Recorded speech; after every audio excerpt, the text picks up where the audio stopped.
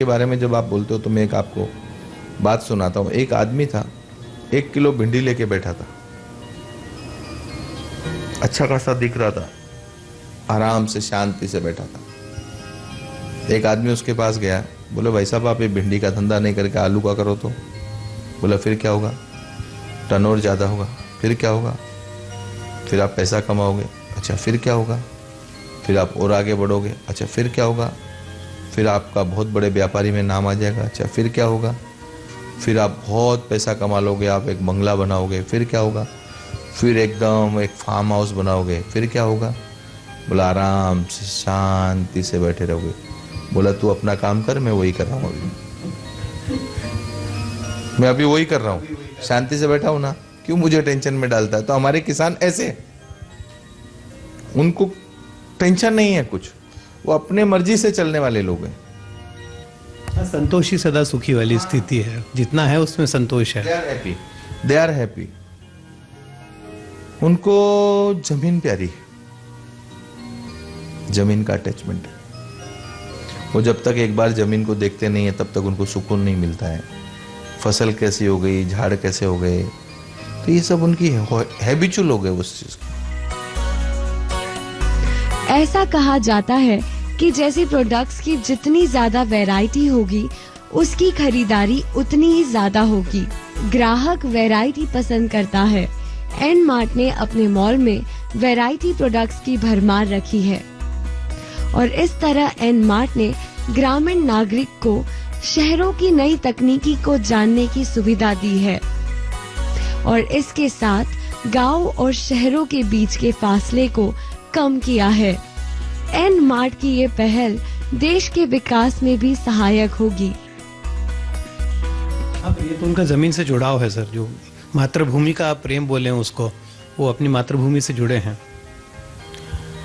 Sir मातृभूमि का प्रेम तो हर इस देश के इंसान को है। हम लोग वंदे मातरम बोलते हैं। वो क्यों बोलते हैं, धरती को नमस्कार इसलिए करते हैं कि हमारी माँ है, एक जन्म देने वाली माँ है, एक धरती माँ है, एक हमारे पिताजी है और एक आसमान है जिन्होंने हमको छाया दे रखी है। बराबर, ये तो हम बोलते आए। हर इंसान को धरती से प्यार है, लेकिन कोई इंसान ऐसे होते हैं कि वो उसमें घुल मिल के खुश होते हैं। अभी हम बिल्डिंग बनाते हैं तो क्या हमको धरती से प्रेम नहीं है? धरती पे ही बिल्डिंग बनती है ना। किसान अपना खेती करके, हल चला के, मेहनत करके, दे आर हैप्पी। हम लोग बुद्धि में काम करते हैं। बहुत से लोगों की सोच है कि मेहनत वो फिजिकली करते हैं और हम लोग मेंटली मेहनत करते हैं। एक आदमी सुबह से शाम तक घमेला उठा के ऊपर चढ़ाता है, बहुत मेहनत करता है और शाम को खाना खा के सो जाता है।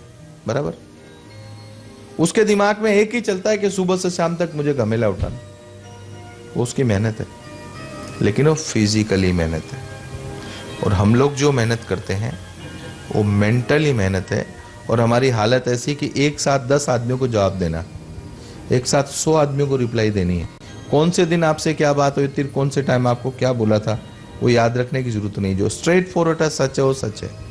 तो मैं आपका मूल मंत्र है गोपाल जी, मैंने सीखा है आपसे, ही है सत्य बोलो, टेंशन नहीं। सच बोलोगे तो याद रखने की जरूरत नहीं है। बराबर, कोई भी चीज याद रखो, मैंने आज आपको क्या बोला था, उनको क्या बोला था, क्या कमिटमेंट किए, उस दिन भी वही थे, आज भी वही है। सच आपके लाइफ के 10 साल बढ़ाती है, जिसमें आप अपने आप में कॉन्फिडेंट रहते हो। इसका नाम है सच। दूसरा, मैं लोगों को ये बोलना चाहता हूं कि छोटी छोटी बातों पे झूठ बोलने की जरूरत क्या है। बहुत से लोगों को देखता हूं, फोन उठाते हैं, हाँ कहाँ हो, नहीं बाहर हूं। अरे तो घर में बैठा तो बोल देना घर में हूं। कहाँ हो, नहीं ऑफिस में नहीं हूं, बाहर। अरे घर में है, ऑफिस में, बोल दे। सच बोलने में क्या भी। अच्छा आप कभी भी देखो, मुझे कोई फोन करता, आप कहाँ हो, मैं यहाँ। क्यों? तो कभी भी किसी आदमी को तुम्हारी जरूरत पड़ सकती। फोन पे कौन होगा, या तो मांगीलाल होगा या देवीलाल होगा। पैसा मांगने वाला होगा या देने वाला होगा या घर वाली का होगा। तीनों को ही हम लोग बोलते ना बाद में फोन करना। क्यों? उनको उसी टाइम रिप्लाई देके खत्म कर दो ना। बोलो क्या है, ये है, अच्छा ठीक है, ओके बाय। तो दे आर हैप्पी। ये सब सिस्टम को लागू करने के लिए पाठक जी बहुत मेहनत करनी पड़ती है, and I am very serious about it. मैं चाहता हूँ सिस्टम का सुधार हो। ये सिस्टम सुधरेगा तो हम लोग सब सुधर जाएंगे। मैं बहुत से बार देखता हूँ लोग बोलते हैं ये है वो है ये है वो, मैं उनको समझाता हूँ किंतु परंतु कुछ मत करो, स्ट्रेट फॉरवर्ड जाके बात कर लो, होगा तो ठीक है, नहीं होगा तो ठीक है। हर चीज आप पे डिपेंड करती है। How to tackle it, it's your lookout. अगर बात की जाए रिटेल में अवसरों की, तो ये एक ऐसा उद्योग है जहां अन्य उद्योगों की तुलना में लाभ पाने के सबसे अधिक अवसर हैं। चाहे बात रिटेल मैनेजमेंट में करियर की हो या देश की अर्थव्यवस्था में इजाफे की, रिटेल सेक्टर आज बड़े परिवर्तन के दौर से गुजर रहा है। तो इस परिवर्तनशील दौर में एन मार्ट मॉल के पास भी संभावना का भंडार है। मॉल श्रृंखला को बढ़ाने के साथ एन मार्ट के मॉल्स अब हाइपर मार्केट का रूप लेने को तैयार है, तो भविष्य में रोजगार के अवसर भी बढ़ने के आसार है।